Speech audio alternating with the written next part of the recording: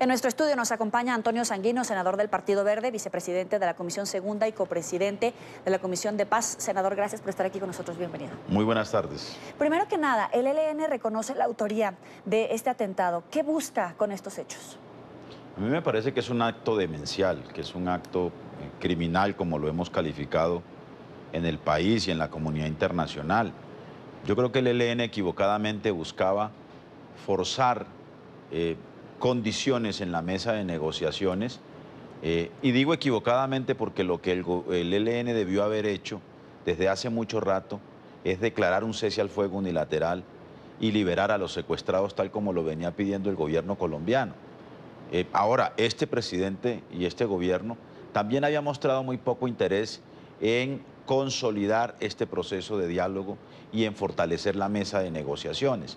Luego entonces el ELN torpemente ha cometido un crimen contra 20 jóvenes con 60 o más de 60 heridos en la Escuela Superior de Guerra, ha hecho otras acciones militares y con ello le ha dado argumentos a un gobierno que no quería seguir con la mesa de negociaciones y que encontró el argumento perfecto y justificable ante la opinión pública para levantar la mesa y suspender los diálogos con el ELN. Usted dice que quería forzar las condiciones de negociación, ¿pero quería forzarlas o quería dinamitar la mesa de negociación? Al final la dinamitó. El carrobomba fue un carrobomba a la escuela de cadetes, pero un carrobomba también a la mesa de La Habana. Y esa es la torpeza política inmensa. El proceso de paz con las FARC, que también contó con unos protocolos que no se usaron nunca, porque ese proceso terminó exitosamente en La Habana con las FARC. En ese caso, ese proceso tuvo un final exitoso y ganó confianza en la opinión pública cuando las FARC decidieron decretar un cese al fuego unilateral, precisamente cuando ocurrió un episodio de la muerte o del asesinato de más de 20 policías en el departamento del Cauca en aquella ocasión, porque negociar en medio de la barbarie, en medio del terror, en medio de la guerra, se hace insostenible y se hace inviable. Ahora hablemos de la letra chiquita. Hace un momento escuchábamos la postura del gobierno de Cuba. En este momento, ¿el gobierno cubano está en la obligación legal de ejecutar las órdenes de captura cuando eran garantes? No, de ninguna manera. Es que el protocolo se hizo para circunstancias como estas, para cuando se rompieran las negociaciones.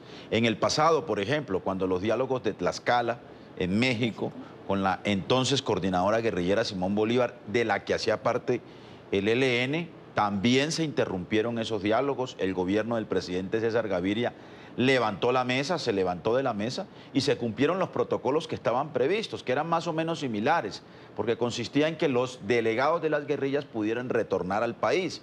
Y luego en el país, no habiendo negociación, sino confrontación militar, el Estado está en su obligación, por supuesto, y en su derecho de perseguirlo. Lo propio ocurrió con el proceso del Caguán. El presidente Andrés Pastrana cumplió los protocolos. Los protocolos son compromisos de los estados, no de los gobiernos, de los estados. No del presidente en turno. No del presidente Juan Manuel. El presidente Juan Manuel Santos los firma en representación del Estado colombiano. Y el comandante del ELN que lo firmó, también lo firma en representación del ELN. No puede pasar que ahora los actuales voceros digan que ese protocolo no los compromete. Y en este caso Cuba juega un papel de país amigo del proceso de paz, de garante, y por supuesto que hay digamos, unas circunstancias, un acuerdo de participación y de roles, en este caso de los garantes, que es lo que está haciendo Cuba y para lo cual fue invitado a este proceso. Claro, pero quiero llegar a esa letra chiquita. Per se, el atentado no representa una violación al derecho internacional humanitario. Sí, claro. Pero por supuesto que lo que prevé el protocolo es que se pueden romper las negociaciones incluso por la violación de un derecho internacional humanitario. El protocolo no prevé que si hay una violación al DIH, entonces el protocolo pierde validez y el Estado garante puede entregar a los voceros de la guerrilla. Eso no está pactado. Y quiero decir lo siguiente, nosotros vamos a tener que acudir a la comunidad internacional para futuros procesos de paz, incluso con el ELN o de sometimiento a la justicia, o para acciones humanitarias. Yo quiero llamar la atención sobre lo siguiente.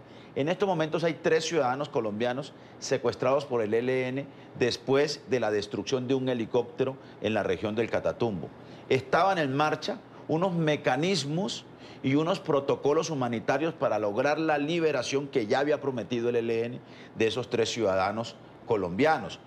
Hay que exigirle, por supuesto, al ELN que los libere a ellos y a todos los secuestrados, pero para muchas circunstancias de liberación de secuestrados se requieren protocolos humanitarios con la presencia de países amigos o de instancias internacionales como las Naciones Unidas o la Cruz Roja Internacional para proteger la vida de quienes están en unas circunstancias de extrema vulnerabilidad y de extremo peligro. De tal suerte que el Estado colombiano tiene que cumplir los protocolos que pacta.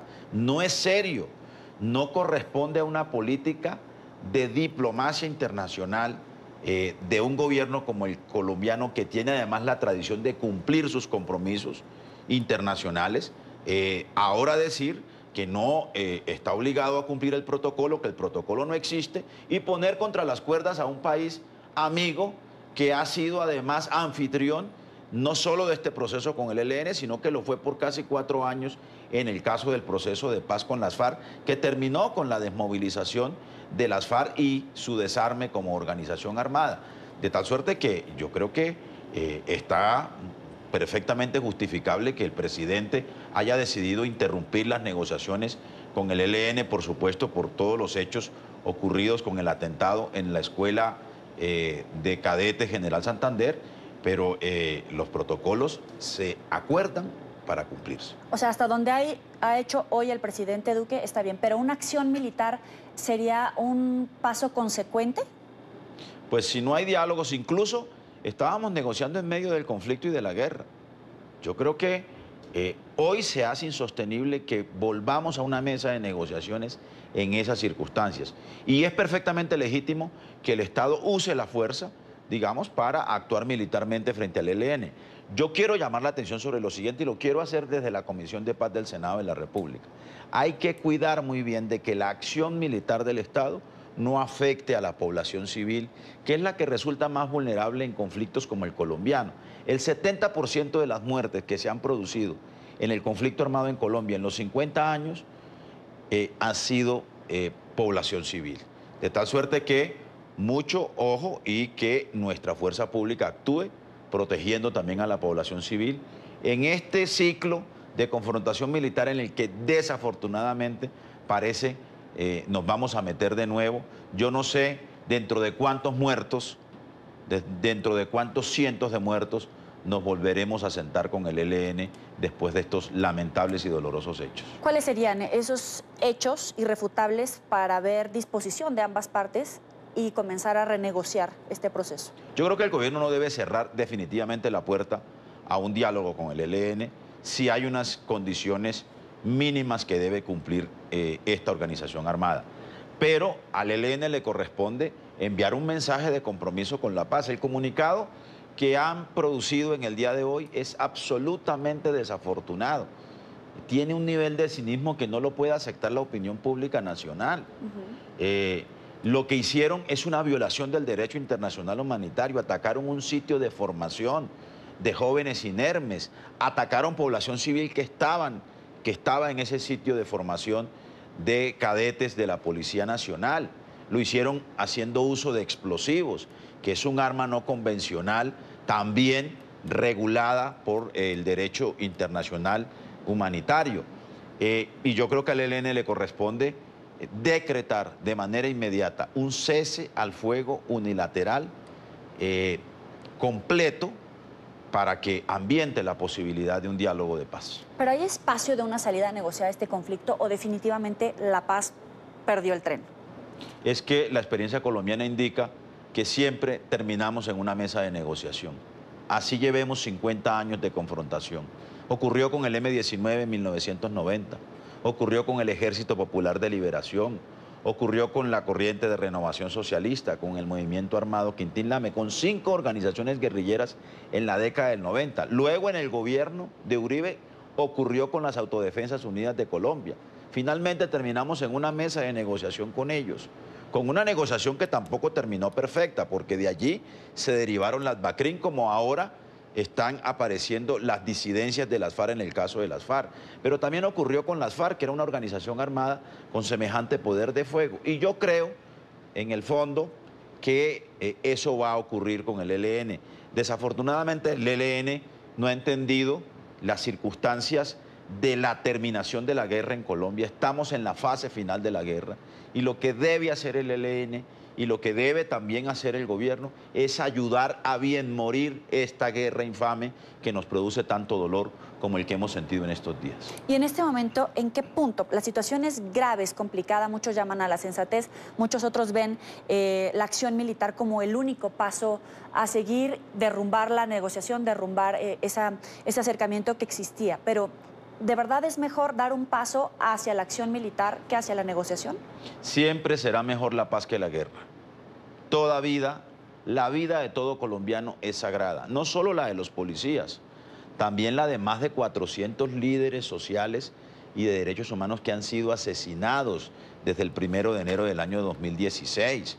Ahora, yo creo que esto que está pasando con el ELN no puede ser argumento para incumplir en la implementación del acuerdo de paz con las FARC. Yo creo que incluso una de las maneras también para quitarle terreno político al ELN es implementar plenamente el acuerdo de paz con las FARC. ¿Pero que ves tiene en riesgo asuntos... ese acuerdo con las FARC? No, es que el acuerdo no se está cumpliendo plenamente, no lo decimos solo nosotros desde la Comisión de Paz, lo dicen los que tienen la función de seguimiento y monitoreo al cumplimiento de los acuerdos, como es la Oficina de Naciones Unidas.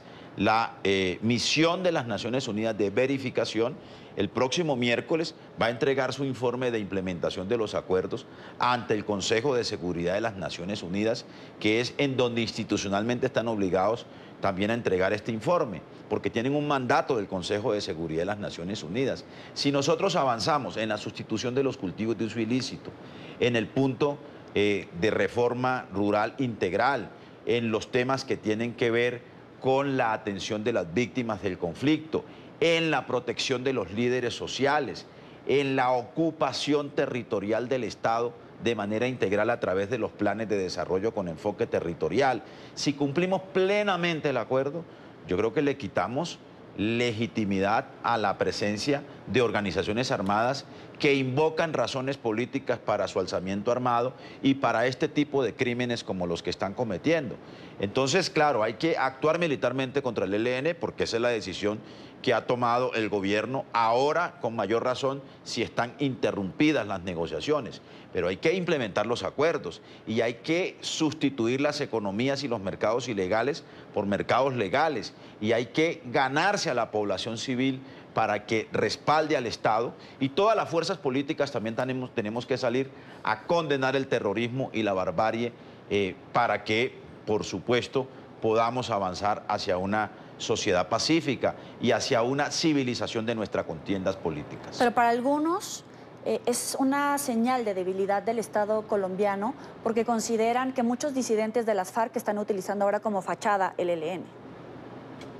El ELN no necesitó de las disidencias de las FARC para existir como organización armada. El ELN ha existido desde hace más de 50 años. Es una organización que tiene una tradición distinta a la de las FARC. Yo creo que las disidencias de la FARC, por el contrario, van en un proceso de degradación mucho mayor que el del ELN, porque son disidencias conectadas con fenómenos de economías ilegales como el narcotráfico, como la minería ilegal, y han perdido todo horizonte político. ¿Qué es lo que está ocurriendo? Sí, pero son dos dinámicas distintas. A lo mejor van a tener territorios comunes, pero también tienen territorios en disputa. Lo que está pasando, por ejemplo, con los incrementos de los homicidios en las zonas en donde estaban las FARC, es que esos territorios, al no llegar el Estado primero, se convirtieron en zonas de disputas de actores armados ilegales. Y eso está afectando todo el escenario de convivencia, están afectando y están deteriorando los indicadores de seguridad de esos territorios y se están convirtiendo en zonas de disputa territorial entre actores armados ilegales y uno de ellos es el Ejército de Liberación Nacional. Es Antonio Sanguino, senador del partido Verde, vicepresidente de la Comisión Segunda y copresidente de la Comisión de Paz. Gracias por estar aquí con nosotros. Muchas gracias a ustedes, muy amable.